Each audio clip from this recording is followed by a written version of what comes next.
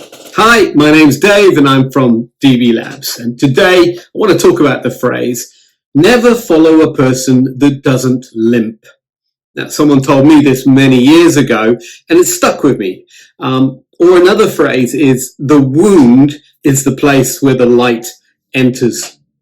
Now, I want to use those two things to talk a little bit about how we actually gain experience, how our worldview increases, and how we gain some of that wisdom that we are always looking after. It's possible to try and go through life avoiding all the bumps, the grazes, the wounds, the hurts that so often come on us. But I think it's impossible to do so. In fact, I think that these bumps and grazes and wounds and these things that come upon us, if we don't allow them to come on us and we don't get the right perspective, we don't embrace them, then we miss out on learning all the key insights and wisdoms.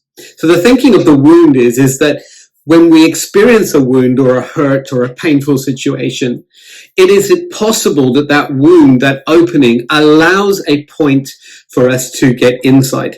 Often in conflict management, I say that a window of opportunity opens amidst a big conflict, where you can say things to each other that you could never say any other time. And to make the most of that moment when that window is open is really to everyone's advantage, to say those painful things. It's the same in a situation where you have a wound or you have a difficult situation. It's then and in those moments that you get the insight and perspective that you so often need. So what does it mean then to follow or only follow someone with a limp? Well, people that limp have experienced a pain or a significant event, and it's caused them to carry within them and in their body and in their thinking the results of that injury. But people that handle those injuries well, emotional, spiritual injuries well, often are equipped and with three things: caution, which is a good thing, insight, which is another thing, and experience. And those three things add up to give us wisdom. Caution, insight, and experience gives us wisdom. And what you want to do is partner with people with wisdom, because wisdom is actually what brings life into our bodies and into our lives.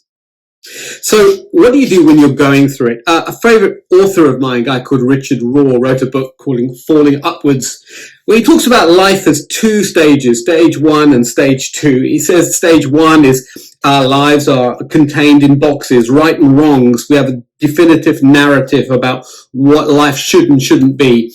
We believe certain things. But then huge events happen in our lives that suddenly cause us to question the very things that were unquestionable. That certainly happened in my life and to many people I know.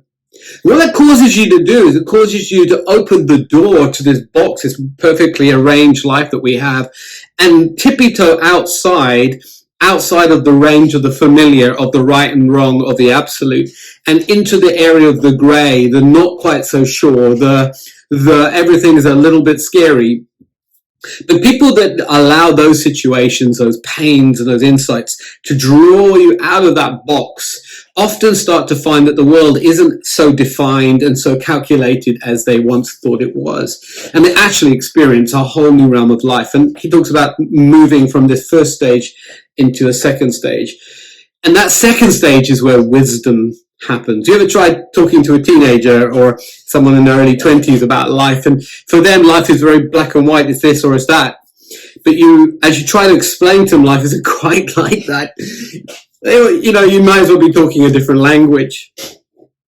So what does it mean then to embrace the limp? To embrace the limp means to refuse to be the victim. This didn't happen to me because I'm bad or I'm this or I'm whatever. This happened to me because it's part of life. And I choose to turn this negative event into a very positive thing into my life. I choose to let this cause me to have a limp, because that limp reminds me to be cautious. It reminds me to find the insightfulness of that situation. And it gives me that experience. So if you're looking for a business partner, if you're looking for someone to go start a new adventure with, or you're even looking for a partner in life, the best advice I can give you today is find someone that limps, but limps well. and you will find someone that is on a journey to experience some wisdom.